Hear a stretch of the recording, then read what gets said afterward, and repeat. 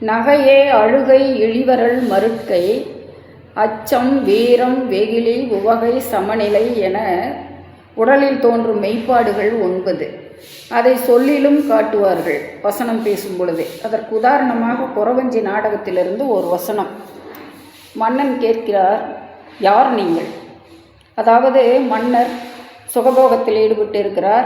மந்திரி மக்களை கொடுமைப்படுத்துகிறார். எல்லைப்புறத்திலிருந்து மக்கள் மாறு வேடத்திலிருந்து மன்னனிடம் முறையிட வருகிறார்கள். அப்பொழுது மன்னன் கேட்பதாக தொடங்கும். யார் நீங்கள்? எல்லைப்புறம். எல்லைப்புறம் என்றால் அங்கு எல்லோரும் இப்படித்தான். இவர் ராசா, இவர் மந்திரி. என்ன உளறுகிறாய்? நீதானே மணிவிழாவை மறுத்து பேசியவன். ஆமாம், மறுத்தேன். அது மட்டுமல்ல, மனிதாபிமானமற்ற செயலென்றும் கூறினேன். காரணம், நெருப்புக்கு ஏன் பஞ்சுமெத்து? இந்த நீதியற்ற ஆட்சிக்கு ஏன் மணிவிழா? நீதியற்ற ஆட்சியா? ஏன் தொகைக்கிறீர்கள்?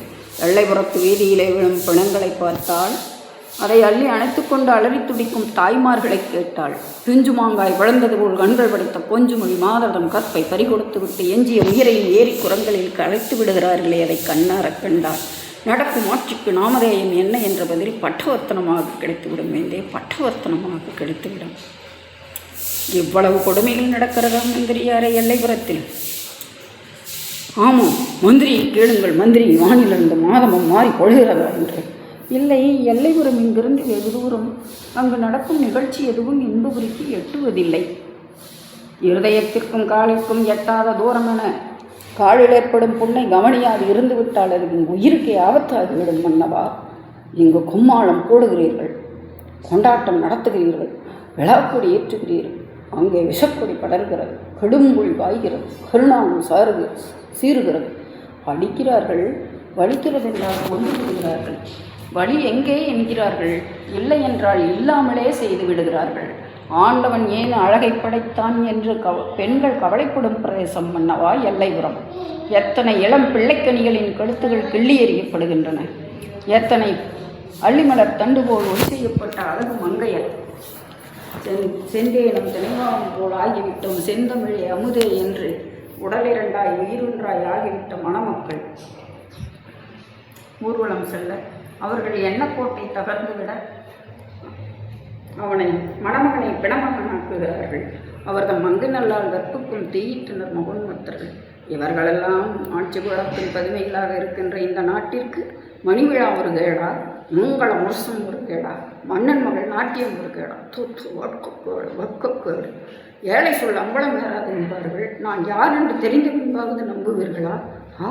கதிரும் மருமகன், நீ மாபெரும் நாட்டின் சாஸ்திரம் சட்டம் சம்பிரதாயம் அனைத்தும் மீறி தாழ்ந்த ஜாதி பெண்ணாகிய பொன்னியை காதலித்து திருமணம் செய்து கொள்ள முடிவு செய்தது ஒரு குற்றம். பிறகு அப்பழுக்கற்ற அப்பாவிகளான எங்கள் மீது அபாண்டமாய் குற்றம் சுமத்தி குற்றவாளி கூண்டிலே நிற்க வைத்து அழகு பார்த்தாய் எல்லோரும். இதற்கெல்லாம் என்ன சமாதானம் சொல்ல போகிறார்? சமாதானம்,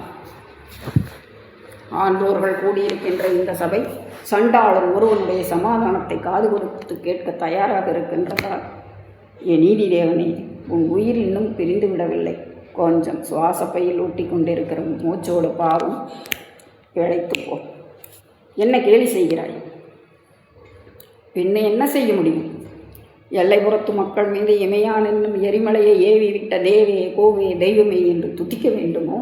புவியாள தெரியாமல் புலிவாழும் காடுபோல் நாட்டை சீர்குலைத்த எம்மானே வெம்மானே என்று புகழ்பரணி பாட வேண்டுமோ? சந்தன கட்டை போல் எலும்பை தேய்த்து கொடுக்கும் ஏழைக்கல்லவா தெரியும் மொழி? பெண்ணை பறிகொடுத்த பெற்றோர்க்கல்லவா தெரியும் மொழி?